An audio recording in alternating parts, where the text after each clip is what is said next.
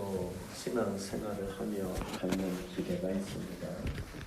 그것은 바로 하나님이 이전의 나의 삶보다 더 복되게, 그리고 이전의 나의 삶보다 더 다른 사람에게 칭찬과 그리고 부러움과 또 그 사람들에게 영향력을 미치는 복된 삶이 되어지는 자가 되면 좋겠다 하는 생각을 하게 됩니다. 물론 그렇게 사라지는 성도들도 있고, 또 많은 성도들이 예수를 믿고 하나님의 백성이 되기 이전보다 현저히 복된 삶으로 나아가는 예들을 우리는 많이 보게 됩니다. 그렇지만 그런 모습만 있는 것은 아닙니다. 성도가 되어서 사는데도 여전히 어려움 속에 사는 자도 많이 있고, 심지어 어떤 경우는 차라리 성도가 되지 아니하였으면 좋았을 것을 성도가 되어서 오히려 예수 믿으며 하나님의 백성으로 사는 일 가운데 고난과 고통과 어려움들을 감내해가는 일들이 많이 있습니다. 어느 쪽이 비중이 더 많으냐라고 말한다면 전자였으면 좋겠지만, 그러나 실제로 살아보면 후자의 이해가 우리 안에 훨씬 많이 있다 하는 것을 보게 됩니다. 어려움은 그것으로 끝나지 않습니다. 단기간의 어려움으로 끝나고, 그리고 그 어려움이 조만간 그 어려움의 안개가 거친다면 그나마 괜찮을 수가 있을 겁니다. 그러나 어떤 이들을 보면 믿음을 지키며 사는데, 그리고 끝까지 주님을 붙잡으며 주님을 기쁘시게 하기 위해 살고 있음에도 불구하고 그 어디에서도 위로받을 곳이 없어서 힘들어하는 경우들을 봅니다. 즉, 성도는 이 땅을 살아가다 보면 이유 있는 고난보다 이유 없는 고난을 만날 때가 많습니다. 그러면 성도들이 그럴 때에 항상 기쁘고 항상 기뻐하고 쉬지 말고 기도하고 범사에 감사라는 말씀처럼 그렇게 기쁨과 감사로만 반응을 할 수 있는가?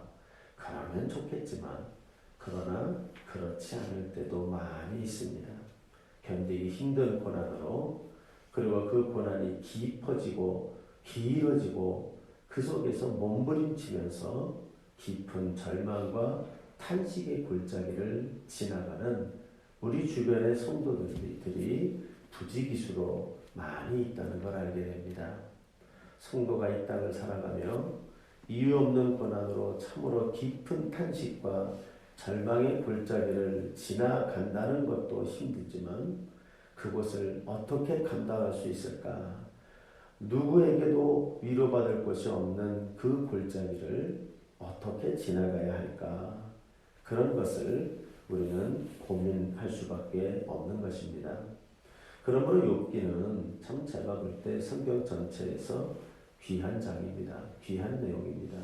왜냐하면 가장 우리가 이 땅을 살아가는 현실을 가감없이 드러내고, 그 현실에 맞닥뜨려서 살고 있는 성도들의 감정이 아주 잘 드러나고 있는 것이 이 욥기의 내용이기 때문입니다.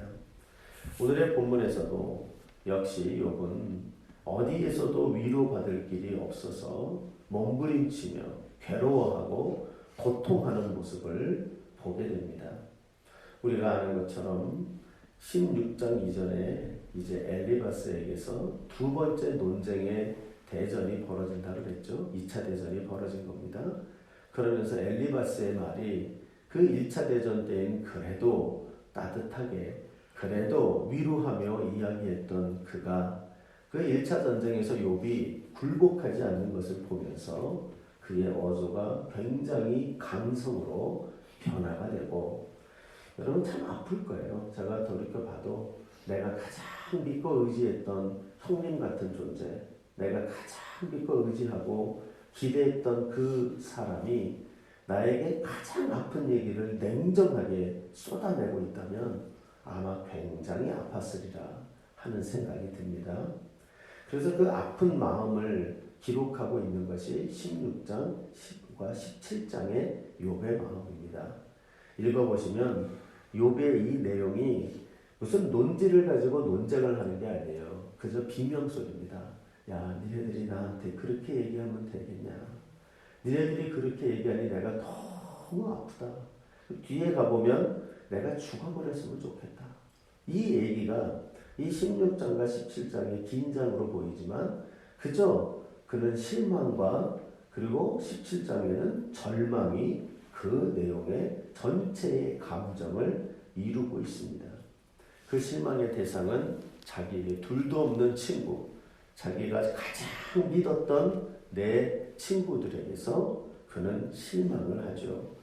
그래서 우리가 어제의 본문인 줄 압니다만 16장 1절을 가보면 그 친구들을 2절에 이렇게 얘기하죠.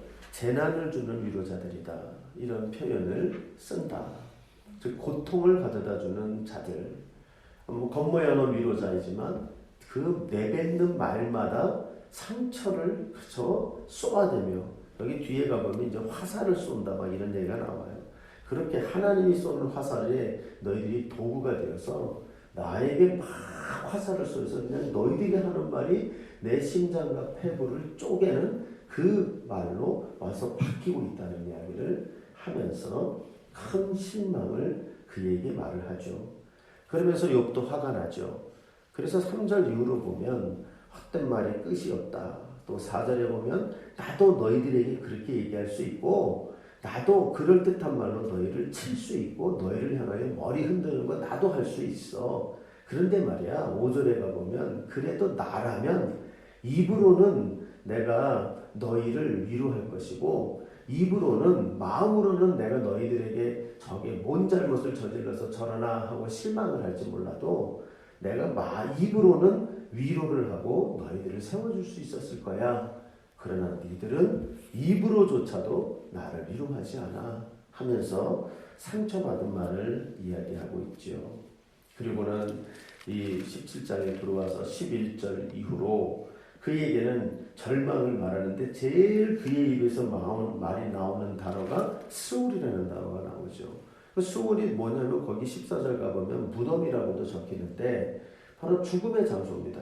깊이 죽는데 이 스올의 특징은 전 인격적인, 전 존재적인 죽음을 가져다 주는 것이 스올이에요. 그래서 이 스올이 지옥이로도 번역이 되기도 하고 또 인생의 가장 깊은 절망의 장소를 말하기도 하고 또 실제로는 육신적인 죽음이 우리의 죽어서 묻히는 무덤을 말하는 단어가 이 단어로 쓰이기도 합니다. 근데 그의 입에서 뭐라냐면 내 스올이 내 집이 13절 가면 스올이 내 집이 되기를 바란다. 무슨 얘기입니까? 죽고 싶다는 얘기예요.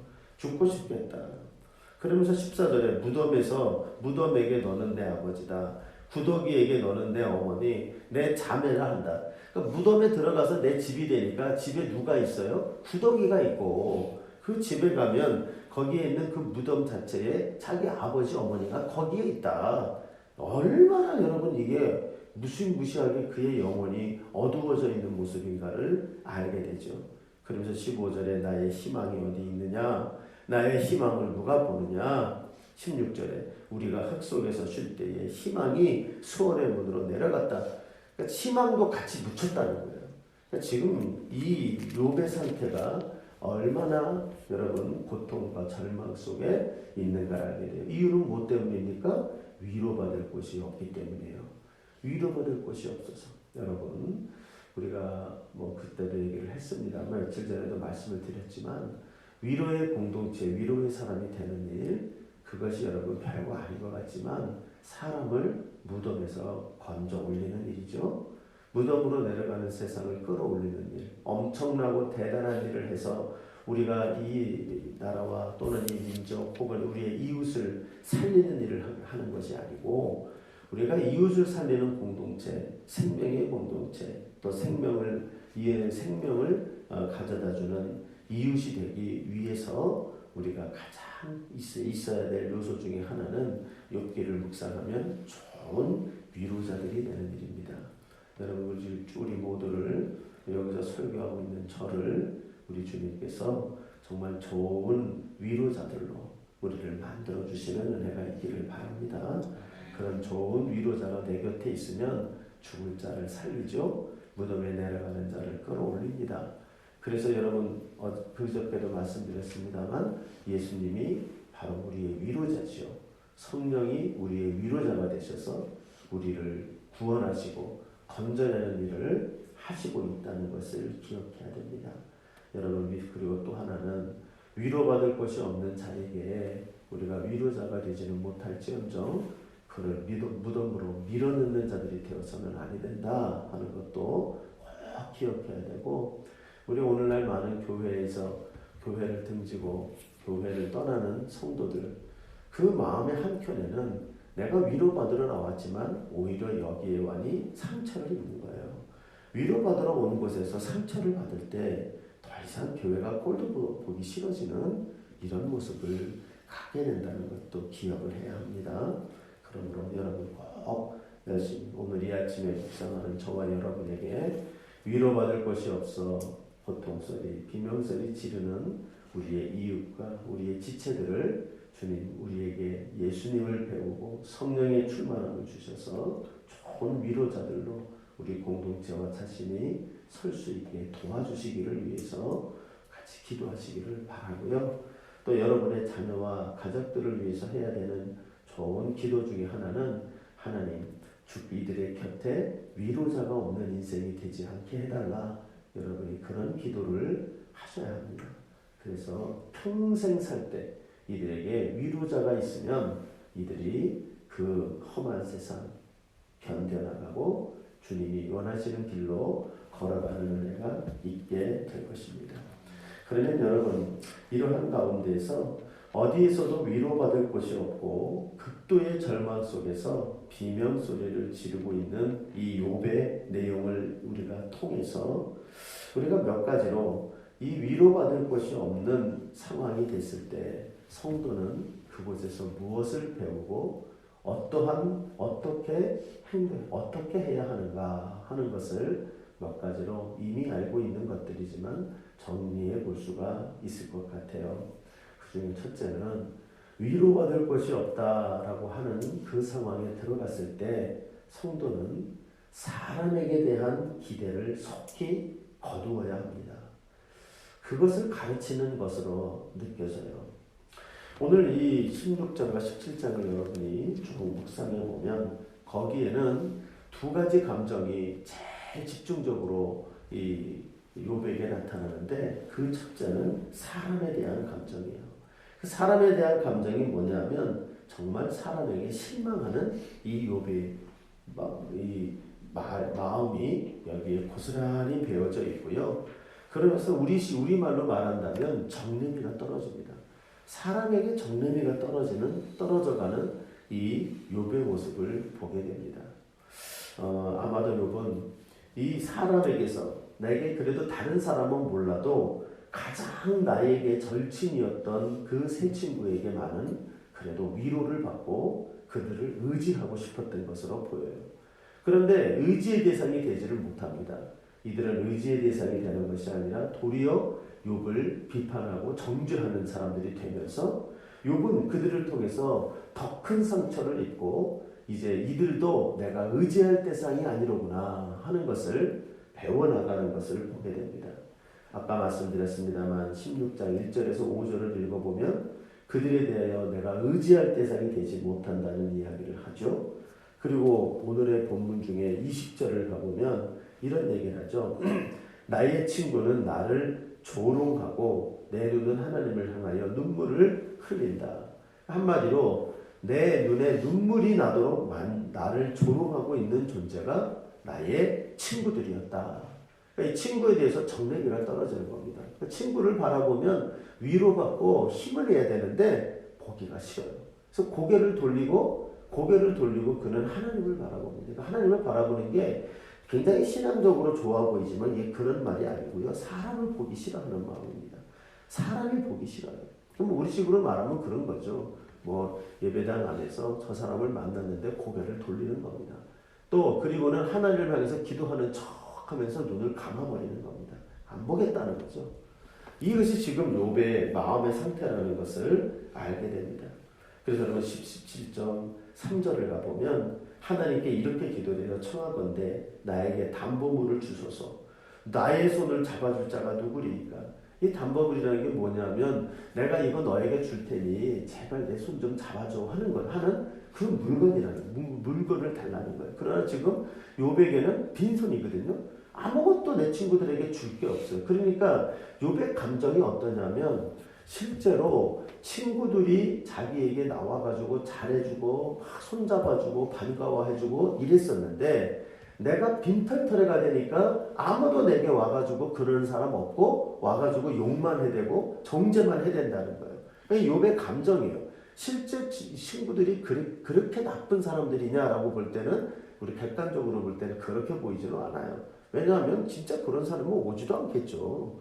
이 사람이 무슨 일을 당했던 거기 와가지고 일주일간 옆에서 울어준다? 그런 일은 있을 수 없어요.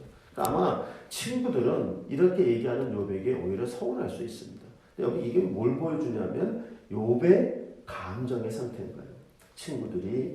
그들이 뭘로 보이냐면 내게 옆에 와 있는 친구들이 전부 나를 욕하러 온 거고 줄 게 없고 내게 받을 게 없으니까 저것들이 나에게 저렇게 욕을 하는구나.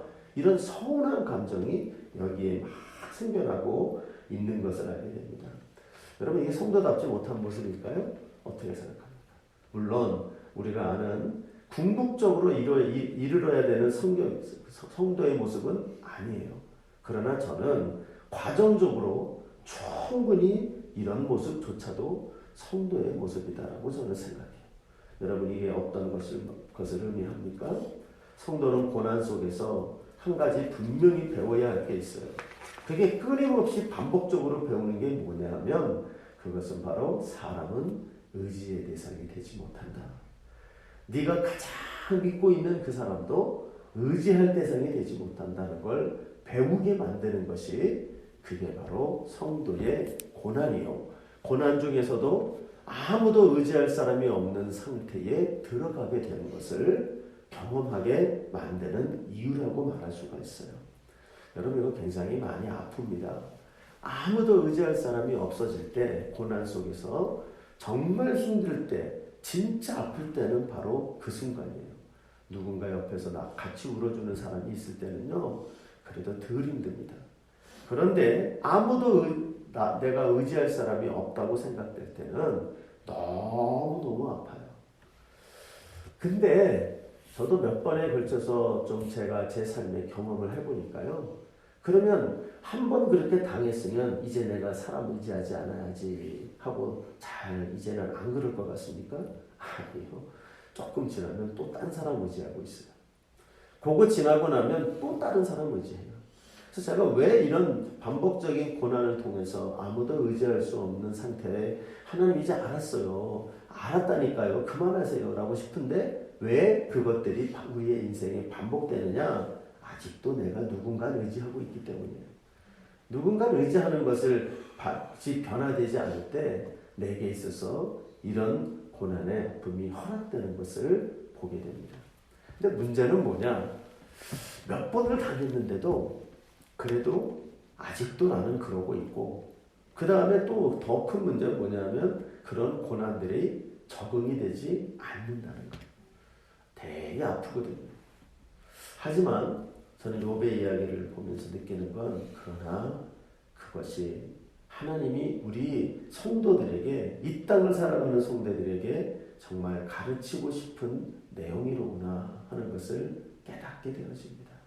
여러분 이런 부분에서 저와 여러분이 절대 자신하지 않기를 바랍니다. 내가 이런 아픔이 있었으니 내가 이렇게 과거에 고난이 있었으니 이제는 사람 의지하지 않아. 자신할 사람 아무도 없어요. 그것은 지식일 뿐이에요. 우리 하나님 앞에서 나의 실존을 보면 정말 나는 또 다른 누군가를 의지하며 자꾸 사람을 의지하는 품성을 버리지 못하는 이러한 습관이 있는지도 몰라요.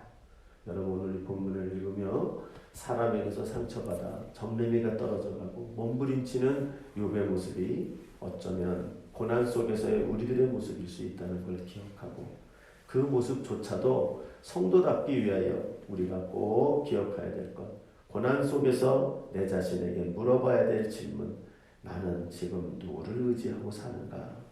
이 고난을 누구를 의지하여 나는 헤쳐가려고 하는가? 다시 한번 자기 자신들을 직면하며 발견하는 그런 계기가 되는 은혜가 있기를 바랍니다. 두 번째로 오늘 본문에서 이 욥의 고통의 감정과 하는 모습을 보면서 배우게 되는, 우리가 아무도 의지할 대상이 없을 때 그 속에서 배워야 되는 또 하나의 모습이 있다면 바로 하나님과 씨름하기를 힘써야 한다는 거예요. 이 두 가지는 연동되어 있죠. 사람을 의지하지 않을 때 우리는 어떻게 됩니까? 철저하게 혼자가 되면 이제는 하나님을 의지합니다. 성경에 그런 인물들의 얘기가 종종 나옵니다. 그 중에 대표적인 사람 야곱이죠. 야복강에서 그의 모습을 보십시오. 에서가 찾아오게 되니까 400명의 군대를 갖고 온다. 이거는 누가 봐도 죽이러 오는 겁니다. 군대를 갖고 올 이유가 없거든요. 그런데 그 모습 속에서 나는 죽었구나 생각하고 그가 이제 자기의 잔꾀를 가지고 이제 두 대로 나눠가지고 에서가 이쪽을 내 사람들의 왼쪽 편을 치면 오른쪽 편 도망가고 오른쪽을 빼면 왼쪽이 도망가고 요 잔머리를 굴리기 위하여 보내버리죠. 그리고 근데 자기는 안 가요. 이 사람은 진짜 야가 빠진 사람입니다. 식구들은 보내고 자식들은 두 대로 나눠서 보내면서 지른한 거. 이런 남편은 절대 만나면 안 됩니다. 아주 인격적으로 문제 많은 종자예요. 근데 이 사람이 문제는 뭡니까? 은혜가 없는 사람 아니잖아요. 30년간을 이미 굴러서 라반에게서 굴러가지고 신앙의 연단을 받았는데 결정적인 순간이 오니까 또 옛날 잔머리를 굴리고 있는 모습이 나와요. 하나님은 재밌죠. 냅둡니다. 지가 굴러봤자거든요. 냅둡니다. 그리고는 에서가 쳐들어올 때 그가 한 짓을 보니까 그가 결국 한 짓이 뭡니까? 내가 의지할 대상이 다 사라졌어요. 그리고 난 후에 혼자 그가 그 밤에 있을 때 하나님이 그에게 찾아오죠. 그리고 그에게 뭘 합니까? 성경에는 그에게 뭐 기도를 한다든지 설교를 한다든지 이렇게 묘사된 게 아니라 싸우러 나오세요. 싸우러. 그래서 결국 그 밤새도록 어떻게 싸웠는지는 몰라요. 우리는 기도라고 생각을 하지만 모르겠어요. 저는 기도한 게 아니라 진짜 싸웠을 것 같긴 해요. 너 죽을래? 아마 붙으셨을 거야, 하나님이요. 서로 치고받고 할 수도 있었다고 생각이 들어요. 결국 하나님이 이제 그의 다리를 분질러버리고 하나님이 가려고 하죠. 나 갈 거야. 못 가게 하니까 다리를 분질러버립니다. 이게 뭐냐면 하나님이 삐지신 거죠. 그래서 가시는 거예요. 너는 이제 끝이야. 너는 이렇게 해도 안 되는구나. 너라는 종자는 이렇게 너 자신을 의지하고 끝까지 의지하고 끝까지 네가 의지하는 사람들 놓지 않고 끝까지 네가 세상을 의지하고 그래 혼자 해봐. 가는 거예요. 그가 그에게 매달리게 되죠. 철저히 혼자 있게 될 때가 사실은 하나님과 씨름해야 됐다라는 것을 보여주는 예입니다. 이런 사람 중에 하나로 보여지는 또 하나의 사람은 요셉으로 보여요. 우리는 요셉이 참 어려운 순간을 잘 참았다고 생각하지만 재밌는 것은 요셉이 이 애굽에서 고난받는 기간 동안에 침묵을 합니다. 아무 말도 하지 않아요. 그냥 여러분이 아무 말 하지 않는다는 것이 무엇으로 해석할 수 있냐면 그의 성숙한 신앙 인격으로도 해석할 수 있지만 그러나 그 뒤에 보면 그의 입에서 정말 그의 입에서 나온 말이 거의 기록이 안 돼 있는데 그가 너무너무 억울해서 술 관원장 또 떡 맡은 관원장에게 자기가 청탁할 때를 들어보면 그가 그 세월을 너무나 억울해하고 있었다는 걸 알게 돼요. 그러니까 그는 말할 위치가 되지 못해서 입을 열지 않고 있는 것이고 어찌 보면 그의 침묵은 철저히 혼자 되고 나를 이렇게 만든 하나님에 대한 원망의 시간이었을 수도 있다는 생각이 들어요. 여러분 이것이 어떤 것을 의미할까요? 이것은 우리에게 아무도 의지할 대상이 없게 하시는 까닭은 사람을 의지하지 않게 함이요. 동시에 하나님이 이리 와, 너 나와. 하나님이 그를 부르시는 하나님과 싸워야 되는, 하나님과 씨름해야 되는 순간이라는 걸 알게 됩니다. 그 싸움과 씨름을 통해서 야곱은 이스라엘이 됩니다. 그 싸움과 씨름의 공간을 통하여 요셉은 기가 막힌 구원자, 그의 이름이 나중에 사고나빠나에서 온 세상의 구원자가 되죠. 그 시간을 통해서 하나님의 사람으로 일치월장하는 일이 일어나게 됩니다. 여러분 저와 여러분에게도 이런 은혜가 있기를 바랍니다. 욥이 이 어려운 기간이죠. 지금 여러분 17장까지 왔는데도 욥은 죽을 것 같은데 아직도 40장까지 가야 돼요. 그렇죠? 얼마나 힘들어 죽을까요? 그렇죠? 나중에 욥이 아주 사면초가가 됩니다. 그러나 욥기의 결말을 아시죠? 이전보다 배의 은혜를 받습니다. 그는 영적인 복을 받죠. 이전에는 하나님 내가 들른 것으로 주님을 알았습니다. 그러나 이제는 눈으로 내가 봤습니다. 이렇게 얘기를 한단 말이에요. 여러분, 저와 여러분 이것을 기억하시면 좋겠어요. 우리가 철저히 때때로 고난 속에서 긴 터널과 같이 혼자 가야 될 때가 있고요. 아무에게도 위로받지 못할 때가 있습니다. 그러나 그때에도 여러분, 우리가 보이지 않고 느끼지 못하지만 하나님이 천사들을 보내어 보호하고 계십니다. 그것은 엄연한 사실이에요. 욥이 이렇게 견뎌낼 수 있었던 건 본인의 힘으로 되는 것이 아닙니다. 하나님이 그에게 비록 시험은 우리가 알지 못하는 이유로 허락했지만 그러나 그를 철저히 보호하고 계시는 것이 하나님이었다는 것을 우리는 나중에 알게 됩니다. 그러나 이 힘든 과정 속에서 욥이 누구도 의지할 수 없을 때 그가 배웠어야 될 것이 오늘의 본문에서 우리가 보게 되는데, 그는 바로 한 사람을 의지하지 않는 법을 배우고 또한 동시에 하나님과 씨름하는 기간이 되어서 그 씨름하는 과정 속에서 그는 원망도 합니다. 또 그는 불평도 이야기합니다. 또는 그는 성도답지 못한 절망도 이야기하고요. 또는 그는 하나님께 또 기도도 합니다. 막 온탕과 냉탕을 오르락내리락 오르락내리락 합니다. 성도 같아 보이지 않습니까? 그의 친구들은 그를 비난합니다. 너는 믿는 사람이 그러면 안 돼. 쉽게 얘기합니다. 저는 그게 아닌 거죠. 욥은 하나님과 씨름하는 과정을 갑니다. 그래서 여러분, 원망을 해도 하나님께 하고요. 기도를 해도 하나님께 기도하고요. 절망을 해도 하나님께 절망하고요. 그가 불평을 해도 하나님께 불평을 합니다. 그 무슨 얘기냐면 하나님을 떠나지 않아요. 하나님과 씨름한다고요. 이게 성도라는 거예요. 성도가 이 땅을 살아가면서 항상 기쁘고 항상 감사한다. 머리에 꽂아진 겁니다. 제정신 아닌 겁니다. 그렇게 살 수 있도록 만만한 세상이 아닙니다. 그리고 그렇게 살아갈 수 있도록 우리의 죄성이 냅두지를 않습니다. 우리는 원망하고 절망하고 그 속에서 불평도 할 수 있습니다. 그러나 아무데도 위로받을 수 없는 시간들을 통해서 성도는 하나님께 원망하고 하나님께 절망하고 하나님께 불평하는, 즉 어떠한 우리의 부정적인 감정도 절대로 하나님을 떠나지 않는 훈련을 한다는 말이에요. 그것을 통해서 어느 자리에 이를까요? 저 천국에 이르게 되면 항상 기뻐하고 항상 감사할 수 있는 그 깊은 영성들을 소유하게 되는 자로 성숙하게 될 것이라고 믿습니다. 여러분, 이런 은혜가 저와 여러분에게 있어지기를 주님의 이름으로 간절히 부탁합니다. 세상살이 만만치 않습니다. 목사요, 선교사라 해도 세상살이 절대 쉬희낙낙하며 갈 수 있지 않습니다. 그러나 우리는 성도답다는 것, 가면 갈수록 사람을 의지하지 않는 법을 배우며 가면 갈수록 하나님과 씨름하는 법을 배워나가는 것이 성도의 여정이라는 것을 절대 잊지 말고, 오늘 이 욥의 하나님과 씨름하며 고난 속에서 철저히 혼자가 되어 몸부림치는 이 욥의 모습, 이것이 오늘날 저와 여러분의 세상살이의 모습이 되어지는 은혜가 있기를 바라고, 이 과정이 절대 부정적으로 욥은 내가 무덤이 내 집이 되리라 했지만 하나님은 그를 끌어안고 무덤에서 건져 올려 저 하늘 저 천국 주님의 귀한 집으로 인도해 가셨다는 것을 절대 잊지 말고, 그러나 이 여정을 잘 밟아가며 우리 예수님과 성령님의 도우심을 힘입어 승리의 여정으로 바꿔나가는 귀한 주의 백성들 되시기를 주의 이름으로 부탁드립니다. 주님의 계신 이름으로 마무리합시다.